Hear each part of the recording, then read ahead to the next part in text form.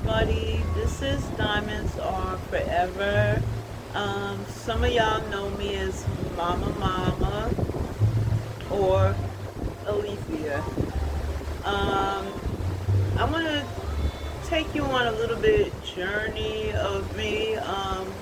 When I started YouTube, I was doing music live nonstop. I love to do music. I mean, I would go 5 or 6 hours. It seemed like every day doing music, and YouTube.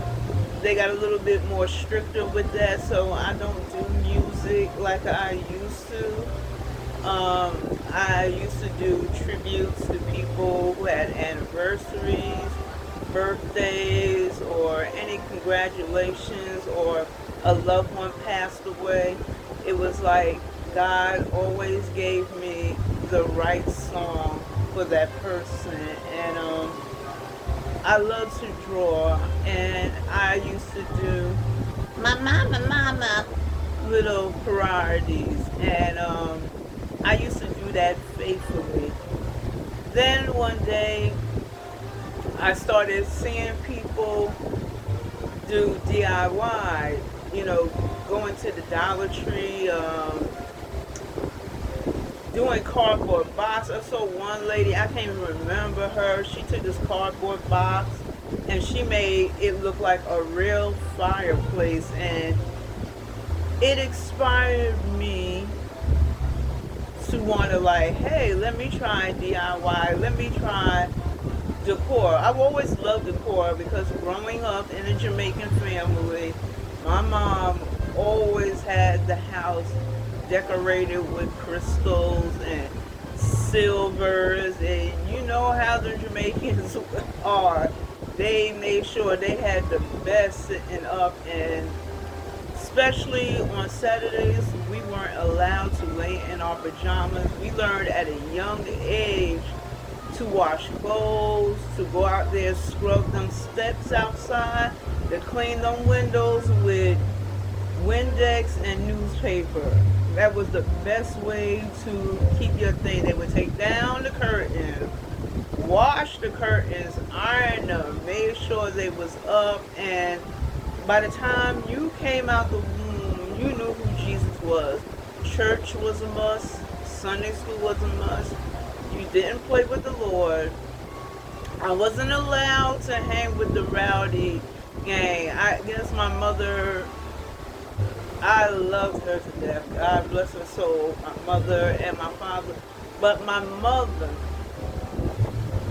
I guess she had me in this shelter world where I grew up. I guess some people would say in the suburbs, and my cousin then would tell you, oh, at least she was a spoiled brat. She had gotten everything, but my mother worked at the same job since she was 15 years old, you know. And I grew up in that shelter where, I had the Barbies, the little computers, and the speakers, and I could go to birthday parties, sleepovers, but I never been up to a club in my life. Growing up, that's just the way it was, in my life. In a way, I'm glad I didn't get into all that, because it never made me want to go out there and be into drugs and getting into trouble and stuff, because I had everything, and I grew up in the 70s. The 70s was the best, y'all. I mean, 70s was the best time when you learned music was real music. I was into the Stylistics, Temptations, Blue Magic, Shy-Lights. To me, that's real music than what this generation is listening to. Y'all be thinking Usher and all them is all that. Child, I'd rather go see the Whispers. To me, those are real musicians.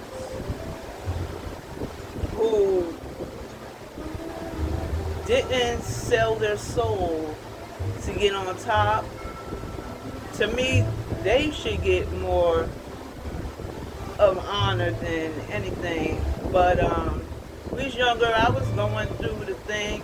I was so in love with Michael Jackson, Off the Wall, and of course you know DeBarge and Stevie Wonder, all that stuff. Child, it used to be so bad, y'all. My whole wall in my bedroom. If my mother was alive, she would tell you. I had the ceiling and everything covered with DeBarge, Michael Jackson, and the Jets. And Prince, those were, you know, growing up in the 80s. And, you know, you grow up and be like, oh, I'm going to marry Michael or Elle one day. But, you know, I still love my singers, but I never worship any of them. You know, it's amazing how some people gone to these concerts where people have passed out just screaming and worshiping these singers and these and they're not God. And I would just sit and look and be like, if Jesus was on stage, would you be like screaming and worship him like that? I don't think so. That's just not my thing. I do not worship singers. I admire the gift that God has gave them. You know, music has always been, since I was a little girl, I've always loved music. I mean, I love country, rock and roll, opera, tango music. I love Brazilian music, Hawaiian music. I just love music. But me, I listen to every instrument that's played. I listen to the words because sometimes you do have to be careful what you listen to. Because sometimes we just be shaking, you know, your backside and don't realize you're shaking it for the devil instead of for God. It's just amazing. Even when we were little, we would sing songs to our babies and we didn't realize why was I even singing. Because if you even remember Rockabye Baby on the treetop, why would you put the baby in the treetop and when the wind blow, the cradle will rock and down will come baby and all. And I'm saying to myself, that's not a nice thing to sing to a baby. You know what I mean? You wishing death on your child and fall, and we just be looking. You know, I had to laugh about it now because it's really not funny, but the things that we have sung and listened to, we didn't know no better. Just like Jack and Jill went up the hill. There was no need for them to go up no hill to fetch a pail of water when water just flows automatically down. So all they had to do is just stay down and they would have got the water there. It's just things, you know, we just listen to and we just teach our kids. And, you know, when we was into Cinderella, you don't even realize we were singing spells into our life, you know, with the zippity boppity boo, because, you know, we was like, oh, that's a catchy beat when you're younger, you don't know. And then as we get older, we wonder why spirits and stuff be in our lives and why things go wrong, because you spoke it in existence. We didn't know as a child we were singing these songs, and we should be singing to our kids, to me, more positive ways. But I don't knock anybody if you want to listen to the music. You can, you know, God gives you a free will. Either you love him or you can go the other way. Me, I'm trying to get to heaven when that time ever comes. That's my goal. I'm not perfect. I fell short, just like anybody else. The only one that's perfect in this world that can never lie is Jesus. He is the only one that I love and adore. Um, when my mother, when she passed away, that was the hardest thing for me because my mother, she was everything to me. You know, I just loved her so much, you know.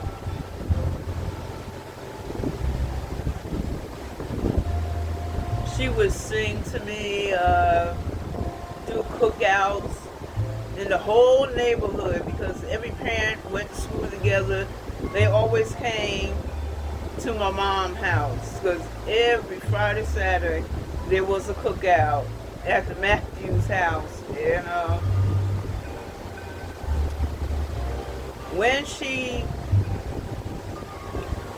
I remember when she first had her stroke. It was me and my little daughter. She was real little back then. And we was coming back from food shopping. And I was bringing stuff upstairs. And all of a sudden, I seen my mother laid out at the bottom of the stairs. And I see my daughter standing right by my mother. And my mom, she would play with with her granddaughter. And at first I thought my mom was playing. But when I got down there, she could hear me. Then her eyes were starting to roll back. And I hurried up and called the ambulance. And I tried to pick her up, but the weight was like, she was steady, but it felt like heavy. So the ambulance came. They letting me know that she had a stroke, and it was like kind of a little argument with my family, because I was the only child that was left. So I had to say, and I told the doctor, I believe she can go in a rehab, and I believe in my heart she will walk again. She came home from the rehab. She was paralyzed. She couldn't use her one side of her arm. She had to learn that all over again, but she made it. She was walking with a cane. She couldn't work no more like she used to, but she made it. But then the heart attack came on. I remember when I would go down to Maryland, because she was living with my aunt down there. And I used to go down there and always see my mom. And she always be sitting in the room, and I'd be like, hey, Mom, what you doing? And you know how you used to do that Martin Lawrence dance? I used to do that in front of her, make her laugh, and she would be like, I'm just sitting here waiting on the Lord. And that kind of like scared me, so I tried to make her laugh and stuff. And she was doing fine. I got to talk to her the day before she died. She was in a good mood, laughing. She was happy to see that my daughter, her granddaughter, she got to see her go off to college. So I was proud about that. And then when my aunt called me that night and told me she's gone, I just screamed, like this bawling scream, and I just cried. And I said, how am I going to go in the bedroom and tell my daughter, Grandma, your grandma, she's gone? My daughter, she would not talk for like 2 weeks straight. She just shut it down. The lady, Miss Shirley, God rest her soul. I miss her so much. She died of stomach cancer. She got my daughter to open up and tell her that, your grandma loves you. She's in a better place and she's no longer in pain. And y'all, when I seen her in that casket,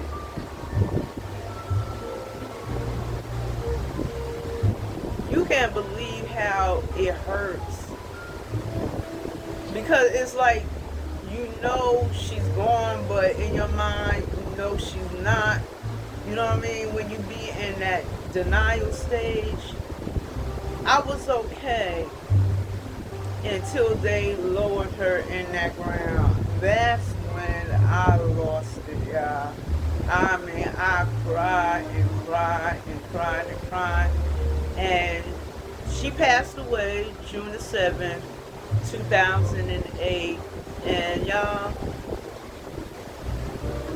my heart goes out to people who have lost their mothers. It gets better, as the years go by, y'all, but it still hurts. If y'all know what I mean. I still cry. It gets you down. Even though I'm a mother, you have to push on. You have to keep pushing on, but when May came around, we all celebrated Mother's Day together, and my aunt, God rest her soul, was her sister. She passed away, and her birthday was May 22nd. My cousin's May 22nd, and then my best friend Karen. We was friends since we were 2 years old. She died 2 days before my birthday of sugar diabetes.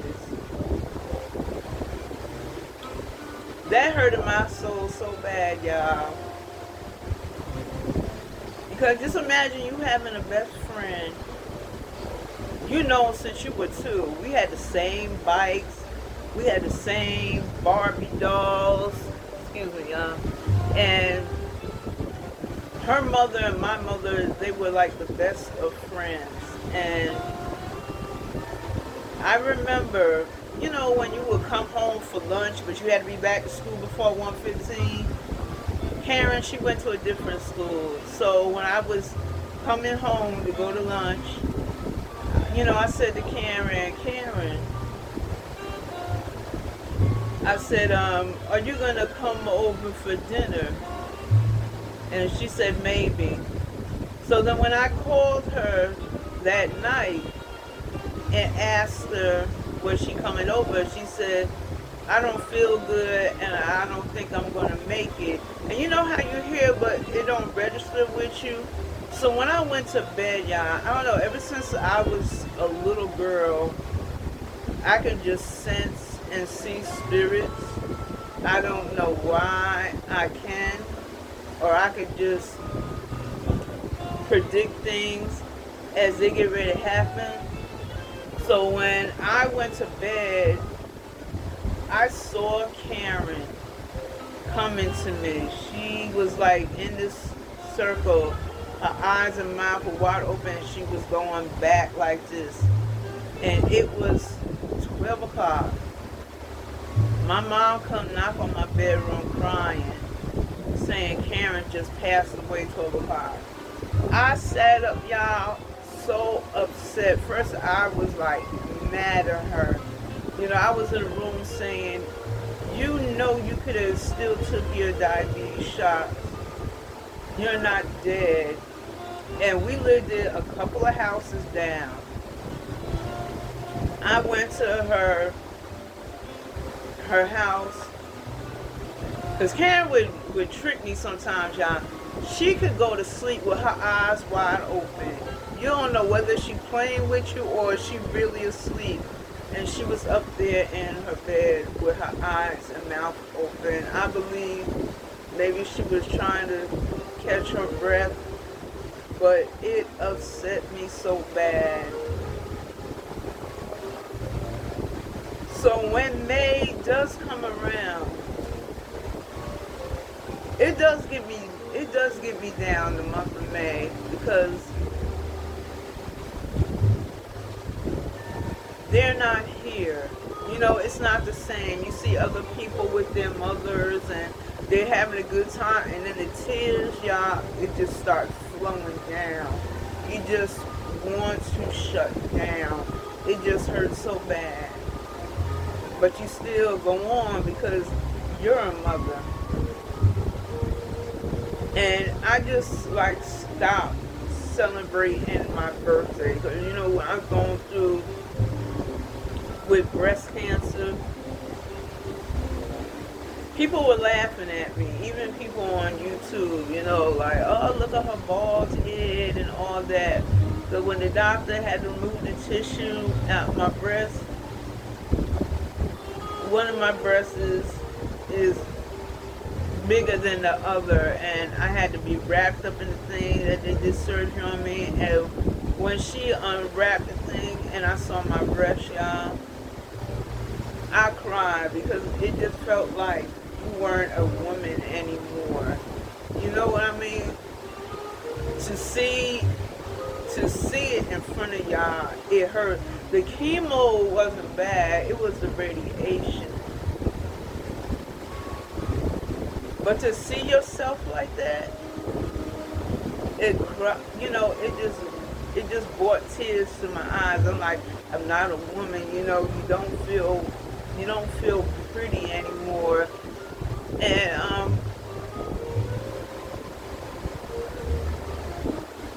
I made it 5 times. I made it. And I still get laughed at, you know. I keep my head shaved off. That's my tribute till everybody gets cured of breast cancer. Then I'll let my hair grow all the way back.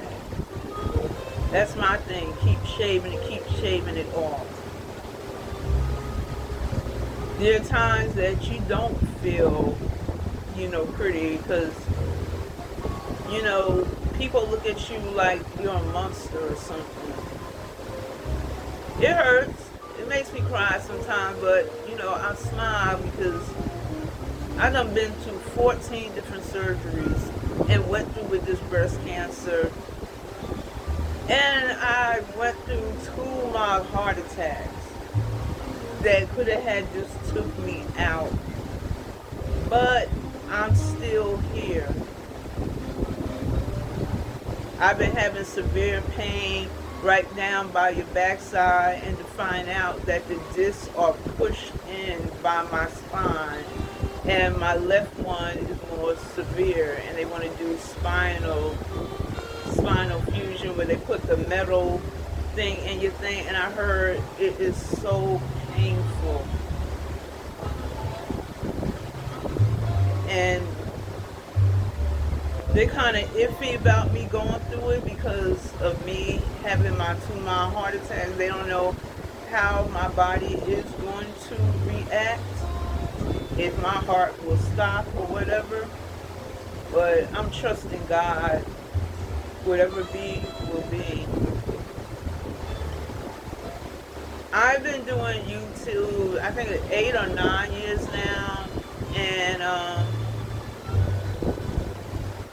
my love is decor. I love to decorate, y'all.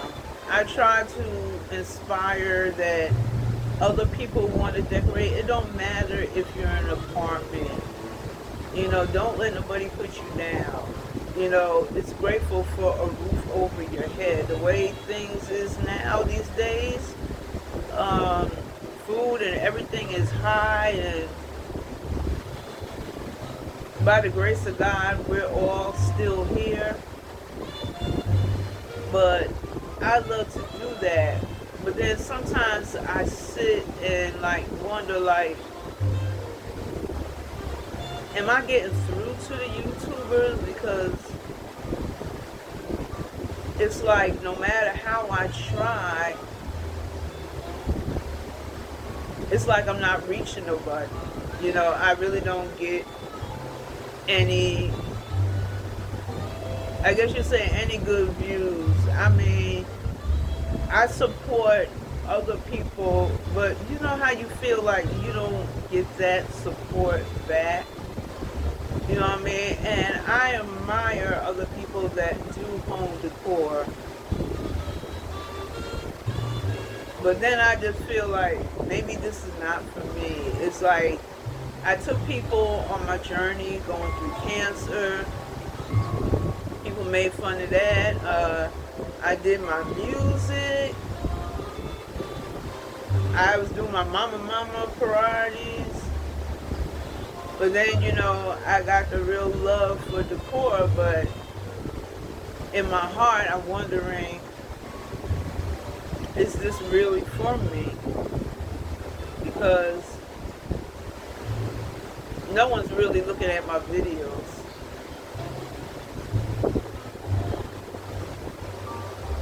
And then you got some people laugh and be like, oh my God, you still ain't reached 1,000 subscribers? Nope.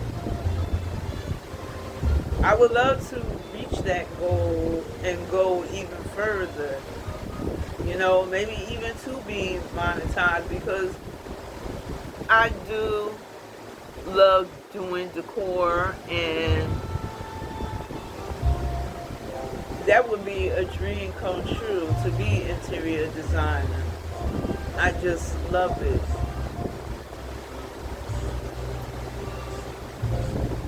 But y'all, May and June, I think those are the worst months for me. Because after my mom died, I really haven't celebrated my birthday. You know, because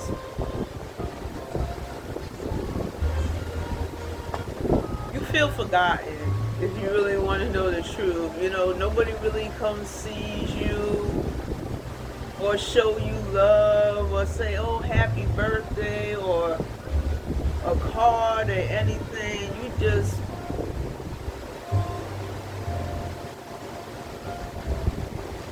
feel by yourself. So what I do year after year, I just sit in the house.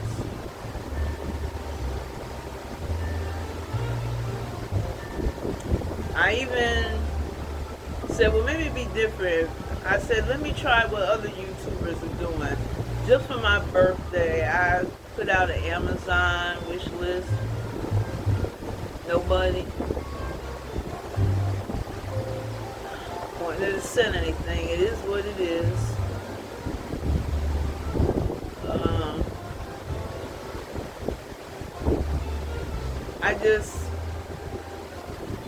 I just be wanting May to hurry up and go away. And then when June comes, it's like I gotta relive that sadness all over again, because my mom, her anniversary of her death, June the 7th. And then my cousin, he died in June. That bothers me. You know, it's like you get the death back to back to back. But I'm so grateful that they were in my life. But I do miss my best friend Karen and Miss Brown. And then it hurt me that her daughter Tima died. Tima was like my second daughter. And my daughter was Miss Brown's daughter. And Hasina was my goddaughter. She was a New Year's baby. And my heart goes out to her because both of her parents are gone. Excuse me, y'all. That's hard when you're young and you lose your parents. Y'all, sneeze. Excuse me, y'all, allergies. But this is what I go through, and then Father's Day, coming up, that gets me down, and missing my brother Eddie. He's not here anymore. I have a half brother, but I don't really know him like that. We met one time, but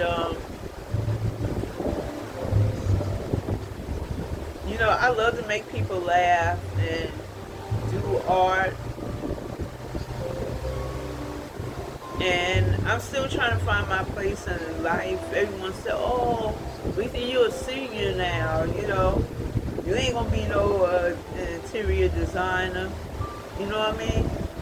But I still, in my heart, love to do decor. But then it's like, I'm trying, and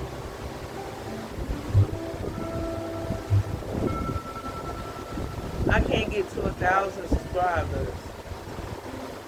It's like, I don't know what I'm doing wrong.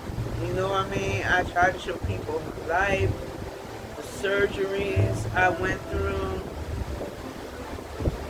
the music, the mama parties, and home decor. And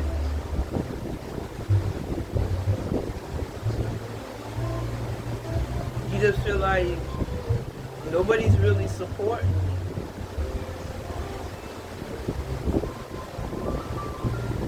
So I don't know, maybe this is not for me. I don't know. But I just wanted to explain to y'all about Diamonds Are Forever, what my life is, what I go through. But God put me through all them surgeries, and I know He'll put me through this one.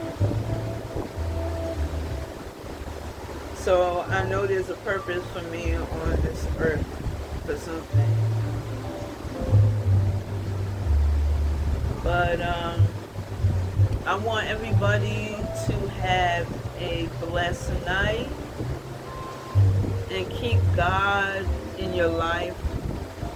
Doesn't matter what nobody thinks. Always put Him first. Even when I get up in the morning, first thing I do before my feet even hit the floor, I just say, "Good morning, Jesus.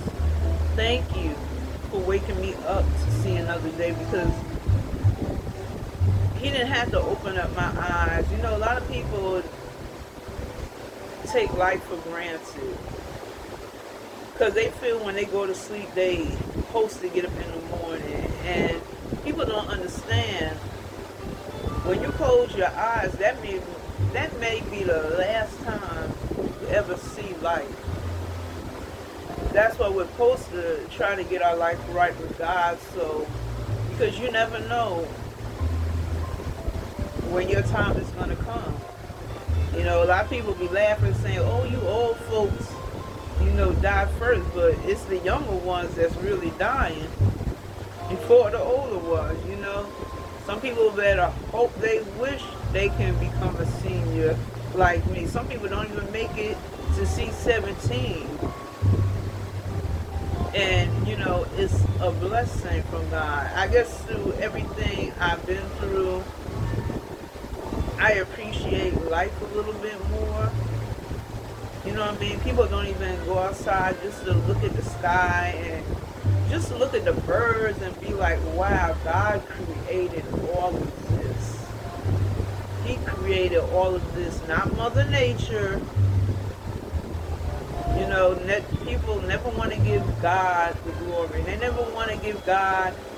He created this. He woke you up. He breathed life into you. He makes sure that you're covered every night in bed. It may feel like you may not have everything in your life, but you do. If you have God in your life, that's more richer than all the Louis Vuittons, all the expensive things. I'd rather have Jesus. than to have all them things there. That's why if you know we're in this world, but not of this world.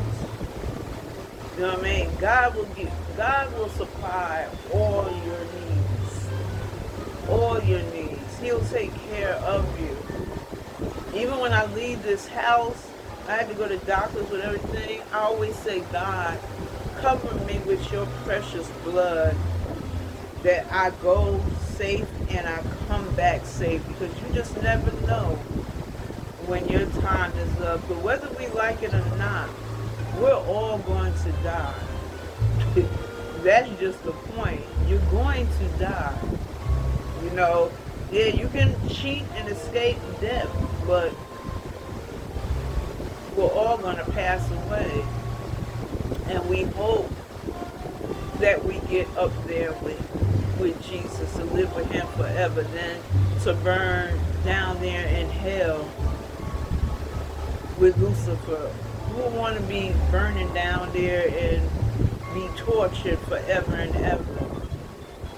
You're in pain down there forever. And before I go, I want to tell y'all a vision that I had about hell. I don't know why. Maybe I think I asked Jesus to show me what hell is like. Y'all, it's so vivid. I was going up to the management office, and there was some other tenants up there. And it was these people that we never saw before. And they were like, we went inside the building, they was like, do you want to see the new ride that we have? Me and the rest of the tenants, we were like, yeah, we want to see this ride. So it was weird, y'all. We sat on this ride. It kind of looked like, you know how you be on a roller coaster and the bar is right in front of you? Sitting next to me was this guy. And the rest of the tenants that were in the back. Honest God, all of a sudden, the floor seemed like it opened. And hell, y'all, is so deep down in the earth. It was so pitch black down there. And hell is shaped, this is what I'm seeing in the vision. Hell is shaped like, you ever see like a bee or a wasp's nest, how it just goes down like this in a circle? That's how hell is down there. It's different chambers of the worst sin you've done. It's a level till you get down to the bottom. And when we was on the top, y'all, it's so pitch black down there. I can't describe how dark it is. And it seemed like God gave me the vision to see how, you know, even though it was dark, he gave me the vision to see all of a sudden the person that was next to me, he turned into a demon, and his face went up this big and huge. Let me tell y'all something, y'all. Dumb demons are so terrifying. When I saw that demon, I screamed like this. Honest to God, they were so horrifying. You don't even want to look at them. The things that you see on the TV, all them devil and demonic stuff, they get it from down there. But let me tell you, them demons look 10 times terrifying than what you see on TV. So when they're showing you them evil stuff on TV, you best believe they got it down there from hell, from Lucifer and them. Let me tell you, you don't even want to look at these demons. These demons are gigantic.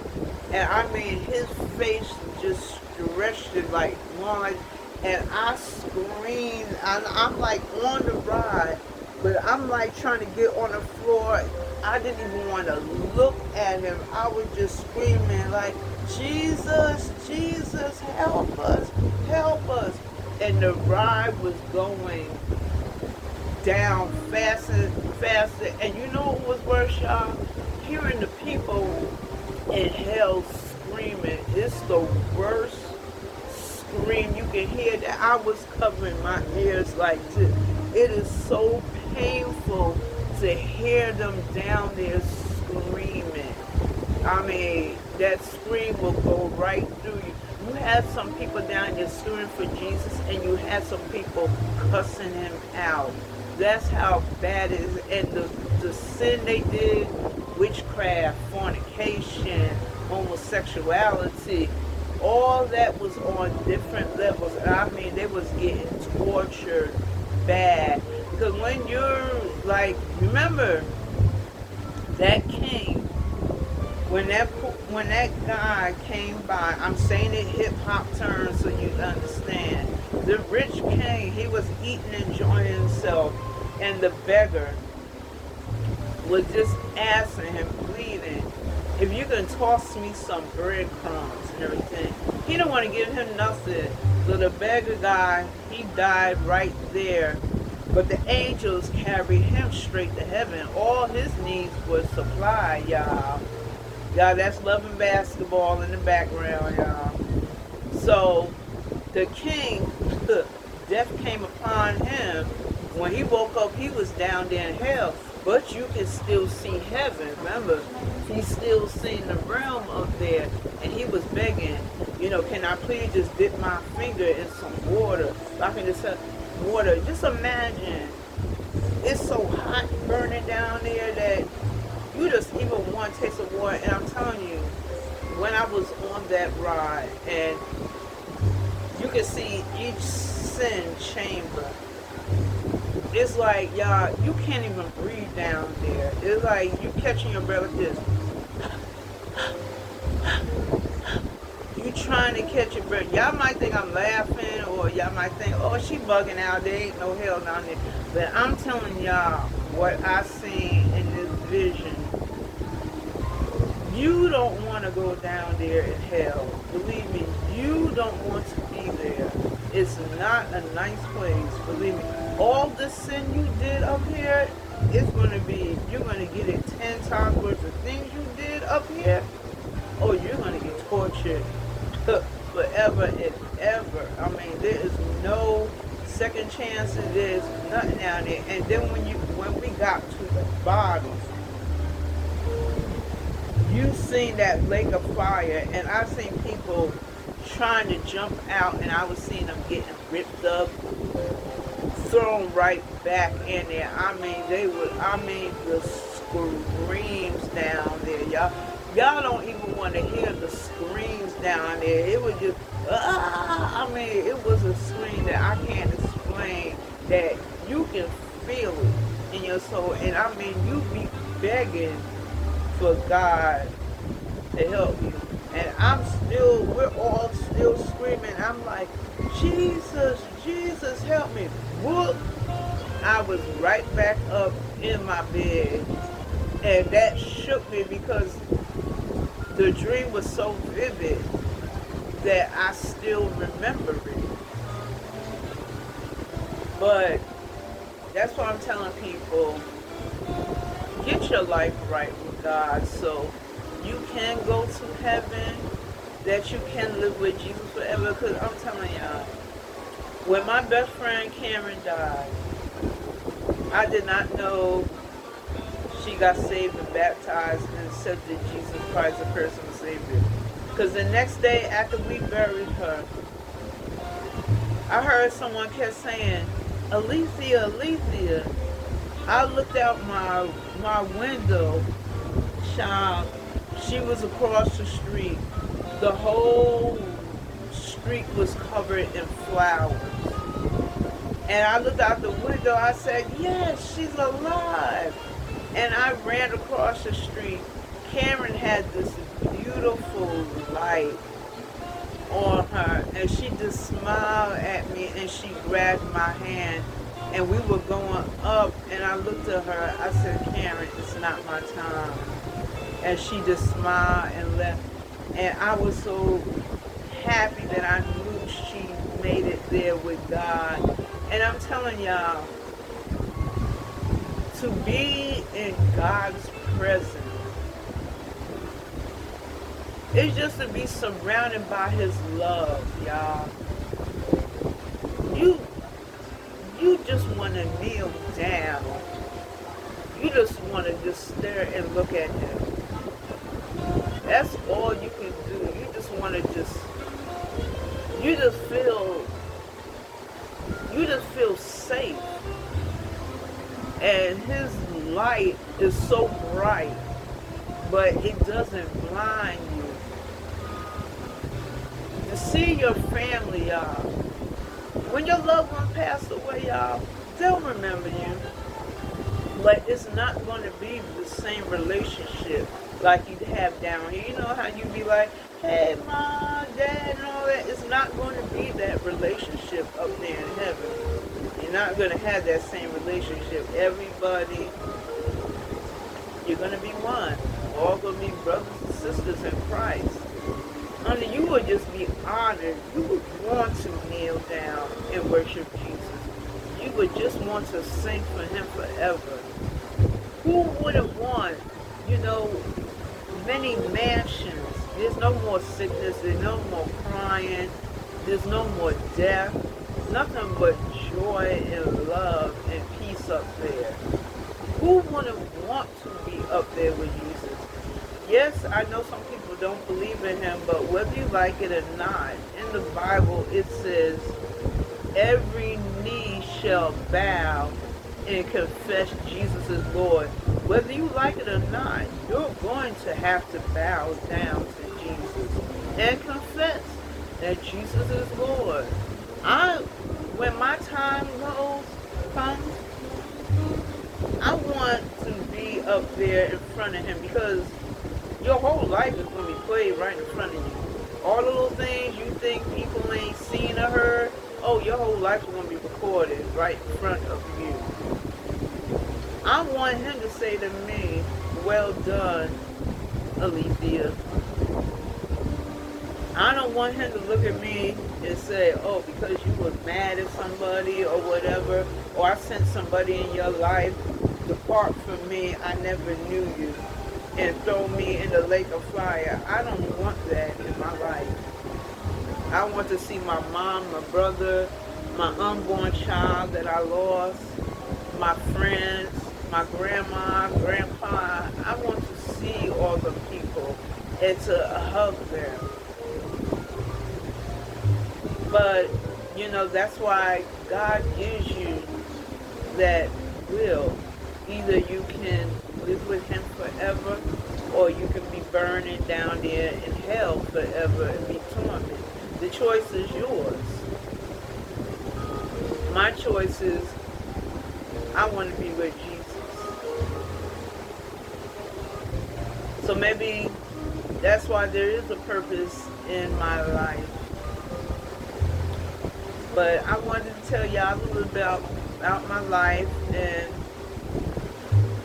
the things I go through with. And I'm grateful that I made it to be a senior. My birthday is May 26th. If you feel in your heart you would like to send me a birthday blessing, I'll leave my Amazon list up. Or if you want to send me a Cash App,